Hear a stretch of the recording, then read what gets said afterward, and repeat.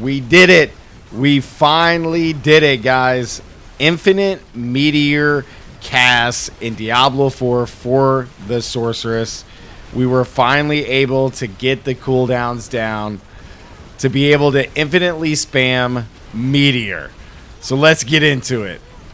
Welcome back, guys. What's up? War here. Welcome back to the channel. So today I'm bringing you a roughly and janky put together Meteor build for infinite meteors. Okay, we finally found at least the start of the breakpoints and being able to spam this. So I'm going to take you through this rough thing in the PTR for Season 8, show you what we kind of have put together and just what we have. This is a very beta thing, but I do have some breakpoints, and I think that we got this down to where you can have some really cool fun with Sorcerer in Season 8. So the biggest issue with this build originally was with Starfall Coronet, where the cooldown was never manageable enough and we couldn't get it low enough to be able to have infinite cooldowns. But now that we finally got it, yeah, this thing is great. It sucks that this helmet competes with the Shaco in the helmet slot because the Shaco has such a huge cooldown, but this one has a decent cooldown. You see I got the double crit here. So let's go over the build, everything that you guys need to kind of play this and just what I have. And the Paragon board I'm not even going to go into because I'm just going to talk about the glyphs because it's just very like nothing too crazy. But if you guys want to screenshot stuff and pause, feel free. So Meteor. To get this to start, guys, we're going to go over gear. We got the Starfall Coronet here. Meteor's mana cost is replaced with a cooldown and 3 charges. You want to get this as low as possible. I guess I could have just kept using the little goblin and got a max one and then got a GA on my cooldown, but I got it good enough just so you guys can see how this works.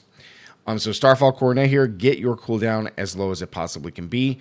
And then you want to get all of your crit rolls on Masterworking to be on cooldown. Period. End of story. We need cooldown to be as high as humanly possible. My cooldown currently, I believe, is 51%.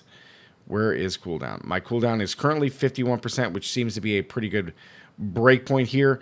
However, we do lean heavily on the Ice Blades. Next, we're doing Shroud of False Death. Again, guys, you can comment down below. Let me know if you guys have any other suggestions when you see this entire video. But we got this just for more damage and increase to the all stats, which is huge here, and movement speed. The runes, these are the main runes that you need. You can try to fix in something else if you want for more damage. But you want Yo because casting a skill with the cooldown, which is everything on my bar, reduces your active cooldowns by a second. So every time we cast any one of these, they all have cooldowns, which will give cooldown to Meteor, which just allows us to infinitely spam it even more. Frostburns, I'm out on Frostburns. Big shout out to Demon in my community for kind of throwing this together as well and helping me out. Me and him have been trying to work on this build since Starfall Coronet actually came together. So big shout out to Demon. Appreciate you, brother. Now Frostburns, I'm on the fence about. Now with all the CC changes inside of Season 8, these seem really good for increased cold and fire damage as well as attack speed. And then the power here is we deal increased fire damage to chilled enemies and increased cold to burning. We don't care about the cold. We just care about the increased fire damage. Then, of course, Tabalt's here. It's just a low roll. I just put it on there. Tabalt's for when we're unstoppable. We get our unstoppable from teleport as well as flame shield, which is incredibly powerful. 20x is 20x. I mean, they're still best in slot even after all these seasons. In the boots, we are doing Mind's Awakening here, okay? The reason that we're doing this, we could probably replace this for something else, but we're doing this so that way we can get the casting a pyromancy skill immobilizes enemies for a second, because when we go into our skill tree here, we have 2 options for Meteor, and one of them is Wizard's Meteor, which immobilizes enemies, but instead, with Mind's Awakening, we're able to have the immobilize already, so that way we could do Mage's Meteor and have the meteors fall 30% faster, which means we just kill them faster, which is great. On our weapon, we're doing Ancient Flame for the Esu's attack speed bonus, which is great. Esu's is going to be our key passive. On our offhand, we're doing Edge Masters because our mana just never goes away, so this is a permanent 25x, which is huge. Then, of course, Talrashas, you guys know that. Again, very important here on Talrashas, we do have a GA cooldown with double crit. Okay, just to put that out there, just to have that, make sure that that's on there along with cooldown on your offhand. In our ring here, we are doing Storm Swell for increased 35x damage while Ice Arm's active. We're going to be spamming all our cooldowns, so this will always be active. So this is nice little 35x.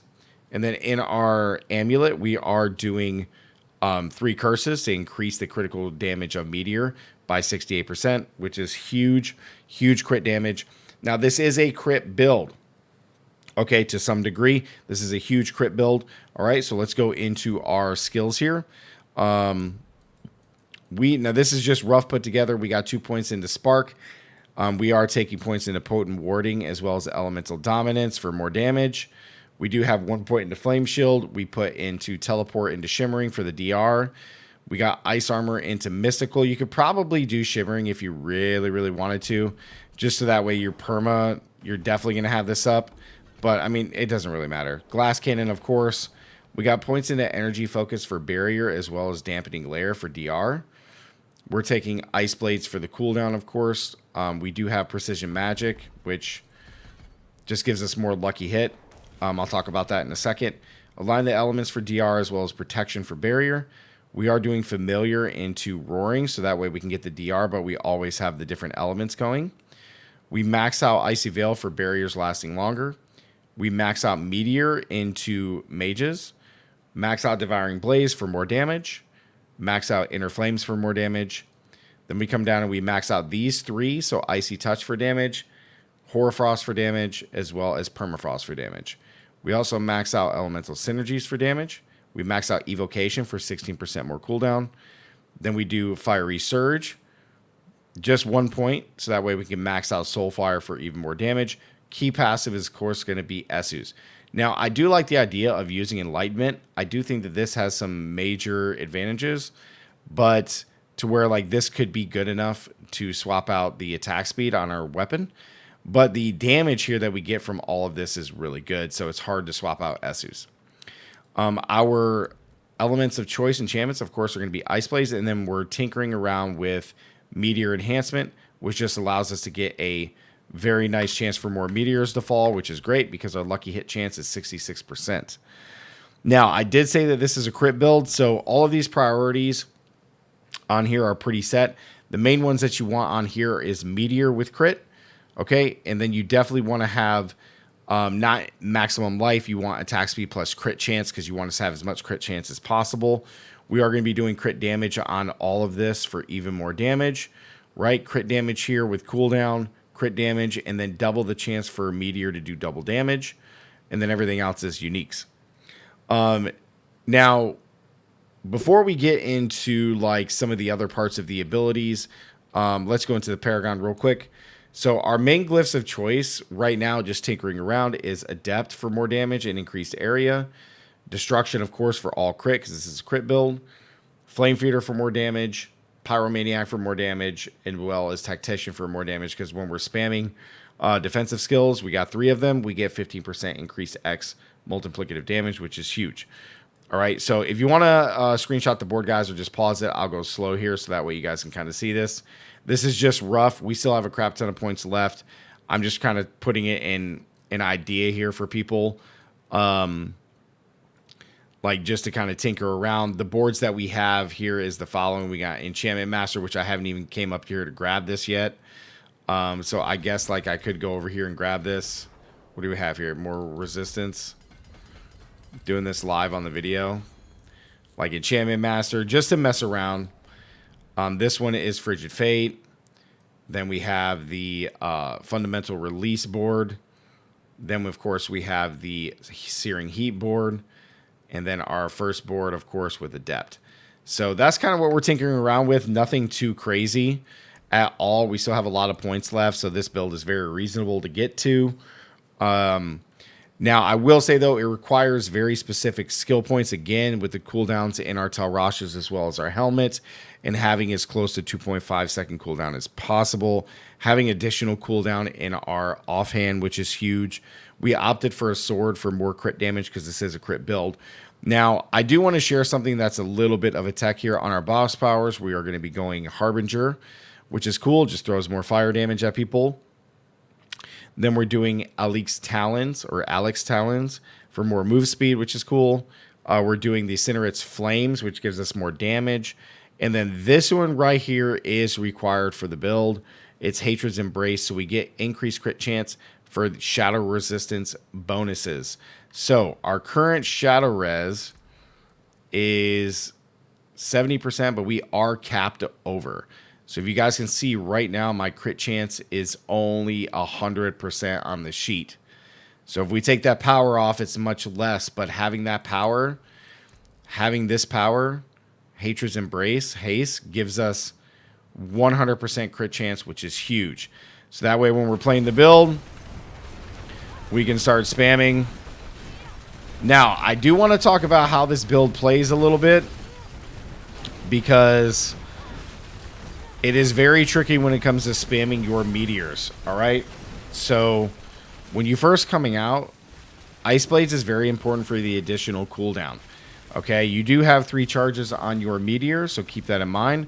If I wasn't going to use any of my powers, you can see here that, like, if I spam, I'm like up to like half a second, you know, from spamming this. So when you're running around in the open world, now we are on Torment 4, just for a little showcase of the build. We are on Torment 4. I'm just showcasing this now. We probably should be a little like on Torment 3, but the build is fine. Like, it's just tweaking to get everything particularly right. So while you're on here, when you're roaming around in the outside world, you don't want to be necessarily spamming. So you just kind of want to tap as you're moving along. That way you keep your charges going. And you can just move around, and you can just have infinite casts, and you don't have to worry about it whatsoever. Make sure you're always spamming your Ice Blades. Always keep those going no matter what. Like, those need to be going every single time. No matter what you're doing, those should always be up.